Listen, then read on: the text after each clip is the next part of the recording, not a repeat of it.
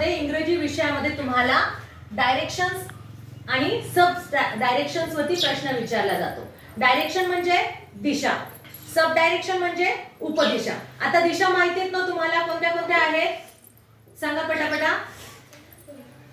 हा, पूर्व, पश्चिम, उत्तर, दक्षिण. बरोबर आहे. पूर्व कुठे असते? जिकडून सूर्य उगवतो, ज्या दिशेने सूर्य उगवतो ती दिशा कोणती? पूर्व. आणि ज्या दिशेला तो मावळतो ती दिशा कोणती? पश्चिम. बरोबर आहे. हा, पण नकाशामध्ये एक लक्षात घ्या, नकाशामध्ये तुम्हाला अशा प्रकारचा बाण दाखवला जातो.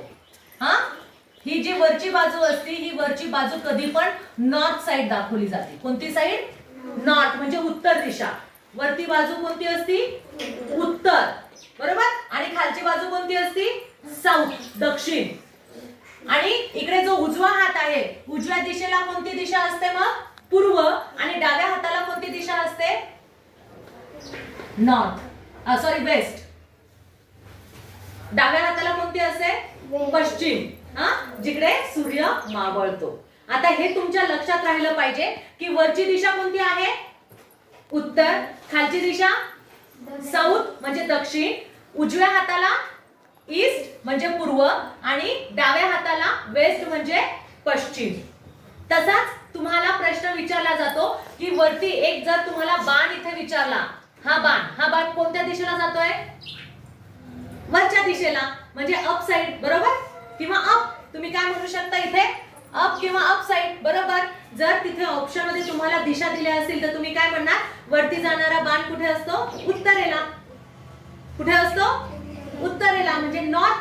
जर तिथे शब्द असेल नॉर्थ तर तुम्ही काय उत्तर लिहिणार? ऑप्शन मधलं नॉर्थ. बरोबर. जर तुम्हाला विचारलं हे असं असा एरो जो आहे, हा एरो सांगा बरं कोणत्या, या एरोचा अर्थ काय? जर तिथं अप, डाऊन, लेफ्ट, राईट असं विचारलं असेल तर तुम्ही काय म्हणणार? कोणत्या दिशेला जातो? कोणत्या हाताला? राईट. कोणत्या हाताला जातो? राईट. मग तिथे राईट हा शब्द असेल तर तो तुम्ही निवडणार. किंवा जर इथे तुम्हाला तिथे दिशांची नावं दिली असेल, जर तिथे ईस्ट हा शब्द असेल तर हा बाण कोणत्या दिशेला दाखवतो? ईस्ट या दिशेला दाखवतो. मग अशा प्रकारे जर तुम्हाला प्रश्न आला तर तो तुम्हाला समजून लिहायचा आहे की ईस्ट, वेस्ट, नॉर्थ आणि साऊथ हे जे दिशा आहेत या दिशा कोणत्या आहेत आणि त्याचे बाण कोणत्या बाजूला जातात. समजलं?